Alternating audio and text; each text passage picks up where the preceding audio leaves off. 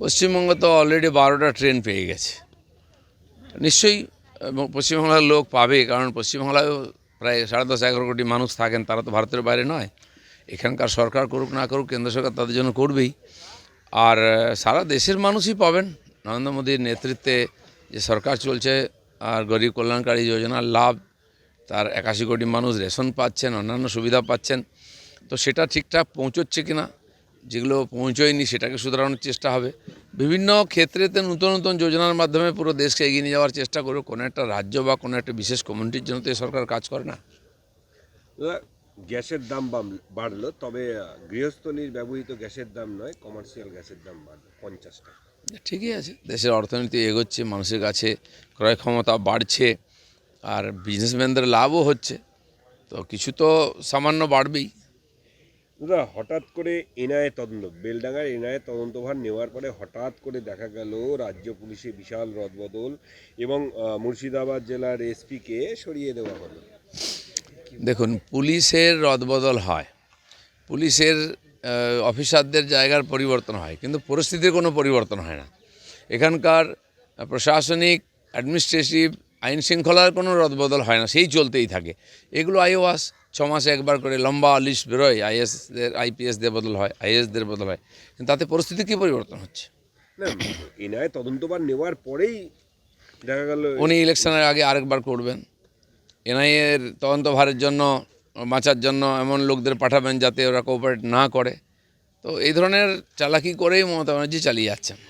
একটাই ঘটনা নিয়ে রাজনীতি করা, একটাই বিজেপি কায়দা, ওটা আপনার অভিষেক। কী নিয়ে? ওইটা আনন্দপুরটা রাজনীতি করতে। আচ্ছা, সেখানে 50 জনের বেশি লোক মারা গেল আনন্দপুরে, সেটা নিয়ে কিছু বলতে গেলে রাজনীতি হয়ে গেল।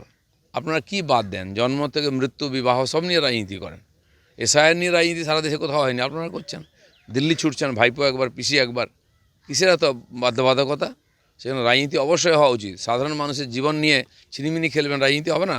বিজেপিকে এখানে কীর্তন করতে এসছে, অবশ্যই রাজনীতি করবে। গুজরাটে 2025 সালে 22 জনের মৃত্যু হয়েছে, তার মধ্যে 50% লোক টাকা পায়নি, সেটা নিয়েই বলছে। উনি কী করে জানলেন টাকা পেয়েছে কিনা? এটা কি পশ্চিমবাংলা নাকি?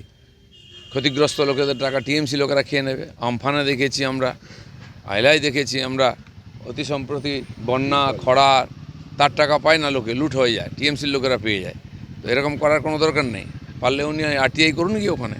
বলছি, এসআইআর ইস্যুতে দিল্লি যাওয়ার আগে গতকাল রাতে ফের চিঠি দিল মুখ্যমন্ত্রী গণেশ কুমারকে। না, এই চিঠি চাপাটি করে এসআইআরকে আটকানো যাবে না, বেশি দিন ধরে রাখাও যাবে না। এসআইআর হচ্ছে ঠিকঠাক কমপ্লিট এবং ঠিকঠাকই হবে। দাদা, এসআইআর নিয়ে একটা অভিযোগ ছিল যে এই মাধ্যমিক পর্ষদ বোর্ডের যে মুখ্য নির্বাচন আধিকারিকদের তারা চিঠিও দিয়েছিল, কারণ আরও তাদেরকে পরিবর্তন করতে চাইছে, মানে ম্যাক্সিমাম তো সব শিক্ষকরা না, এই কাজে শিক্ষক নিযুক্ত। এসআইআর তো 2 মাস 3 মাস হয়ে গেল, শেষের পর্যায়ে চলে এসছে। মমতা ব্যানার্জি তার কর্মচারীদের ভয় দেখিয়ে জোর করে টিচারদেরকে বা যারা বিএলওর কাজ করছেন সবাইকে দিয়ে আর নির্বাচন কমিশনের উপরে চাপ আনার চেষ্টা করছে, কোর্টে পর্যন্ত যাচ্ছে। কিন্তু তারা ভুলে যাচ্ছেন যে তাদেরকে এখানে চাকরি করতে হবে, সরকার পাল্টে গেলে তাদের এখানেই থাকতে হবে। নির্বাচন কমিশন সারা দেশে সরকারি কর্মচারীদের নিয়েই এই ব্যবস্থাটা দেখেন, এখানেও তাই হচ্ছে। সেখানে কর্মচারীদের ভড়কানো হচ্ছে, তাদের দিয়ে দিচ্ছে না, সেটা তারা ভুলে গেছেন। মানে অবস্থান বিক্ষোভই করবে। কার বিরুদ্ধে অবস্থান, কার বিরুদ্ধে বিক্ষোভ? দম থাকলে মমতা ব্যানার্জির অপশাসনের বিরুদ্ধে বিক্ষোভ করুক। এখানে জিনিসপত্রের দাম বাড়ছে, আইন শৃঙ্খলা অবনতি হচ্ছে, কাটমানি চলছে, তার বিরুদ্ধে কেন বলতে পারে না ওরা? তারা বলছে পুলিশ অনুমতি দেবে না, কি দেখছে সেটাই, পুলিশ মাঠে অনুমতি দেয় না। জানি না, পুলিশ তো এখানে পুলিশের অনুমতি টিএমসি লোকেরা কখনো নিয়েছে না? নেয় না, কোনো আইন মানে। দাদা, একটা শেষ প্রশ্ন, মাননীয় স্বরাষ্ট্রমন্ত্রী বাংলায় এসে ছেঁদা খুঁজে বেড়াচ্ছেন, ছেঁদা বা না খুঁজে নিজের ঘর সামলানে। ছেঁদা খোঁজার দরকার নেই, এ তো চালুনি, চারিদিকে ছেঁদা আর ছেঁদা, তার খুঁজতে যাবে কেন? দেখাই যাচ্ছে।